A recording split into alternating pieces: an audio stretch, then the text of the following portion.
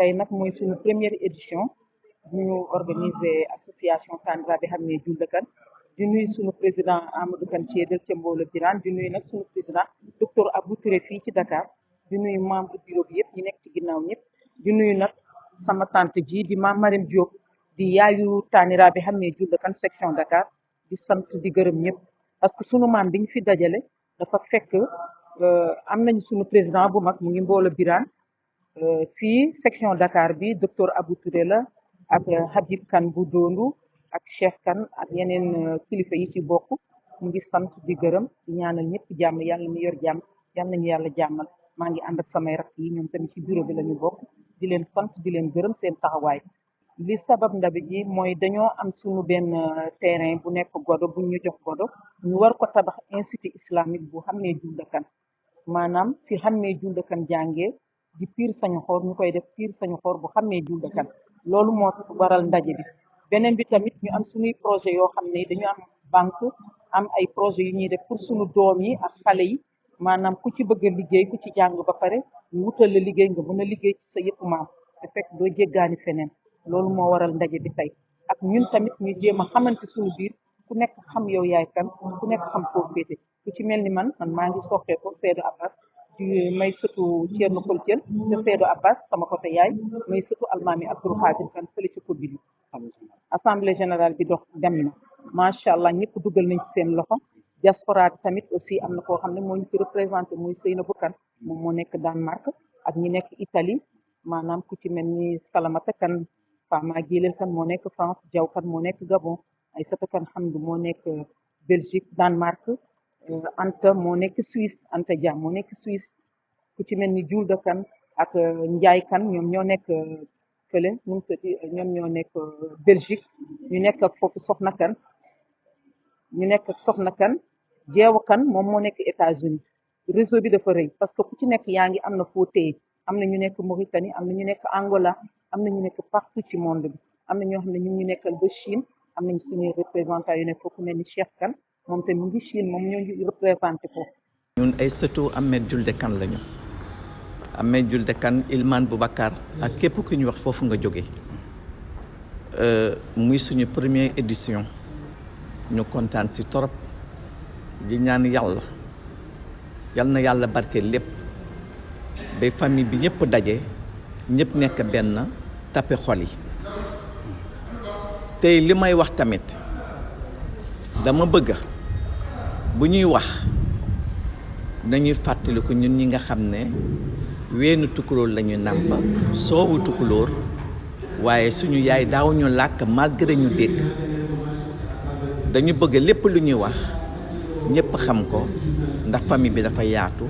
ñu bari dégguñu olof dañuy dégg Ahmed Julde Kane mais xamuñu Ilimaan Boubacar la ñu gën a ma xam ma bëgg nag ñuy sóoraale ku mel ni man ak ñeneen ak ñeneen pour ñëpp ñu joxante loxo nekk benn di ànd ba mu jur leneen ak leneen si barki Seydina Muhammad sallallahu alayhi wa sallam. lan la ñu mën a jàpp kon ci teewaay bi ci daje bi. teewaay bi man am na ñoo xam ne xaw ma leen woon xam naa leen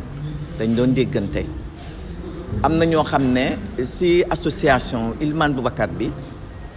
si noonu la ñu xamante ba boo tesee si xew bànneex wala naqar day ñëw feeñu la ba maman mi nekk sama wet noonu la ma xamee man tamit noonu laa xamee keneen ak keneen bi diggante bi ri tax tey maam yi bokk ndey baay lii buñ ko doon def bu ñu woote woon ba ñëpp yëg ko xeetu Ahmed Julde Kane du ñu xaj fii du ñu xaj sa Dakar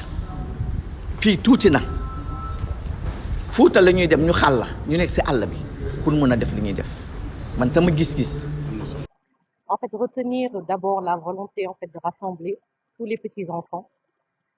pour aller vers une action de solidarité et d'entraide, que les gens se retrouvent, sachent en fait d'où est-ce qu'ils viennent, qui ils sont. C'est en fait c'est un volet important pour tous les petits enfants vu en fait la situation actuelle du monde, tout le monde est éparpillé et on aimerait en fait que les gens se retrouvent, sachent qui ils sont. Donc ça c'est le premier volet. Le deuxième volet c'est un volet économique où on aimerait en fait que parce qu'en fait on vient de partout, on est partout, les descendants de Ahmed Julde Kane. Il y a des postes, en fait il y a des gens qui sont importants qui peuvent aider en fait, comment dire, aider les gens, les jeunes plutôt, à trouver du métier, à faire des formations. Et c'est dans ce sens-là qu'on est là. Oui. En fait, aujourd'hui, ce qu'on essaye de faire ici,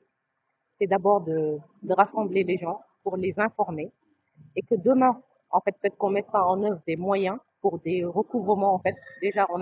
pense à on dira pas une banque parce qu'on n'a pas encore toutes les informations et toutes les formalités n'ont pas été faites pour aller dans ce sens-là. Mais notre objectif, c'est ça, c'est disons, un groupement de financement plutôt pour aider les jeunes à la formation et les femmes, surtout les femmes et les enfants, à trouver un accompagnement dans le métier qu'elles souhaitent faire, que ce soit dans le métier de couture et en fait, toutes ces choses. Les nouveaux métiers. Merci beaucoup. Donc, voilà. En fait, le volet communication va être développé, je pense bien. Et vous verrez que dans les comités, en fait, il est prévu un comité culturel où il y a en fait, des personnes du groupe qui vont développer plus, qui sont plus à même de parler de son œuvre, de qui il est, de son œuvre et autres. Et je pense qu'en fait, il y aura des sessions culturelles où les gens vont être appelés et en fait, des messages vont être délivrés sur qui il est, sur qu'est-ce qu'il faut, en fait, l'année qui donc tout ça, on va le faire, Inch'Allah. Oui.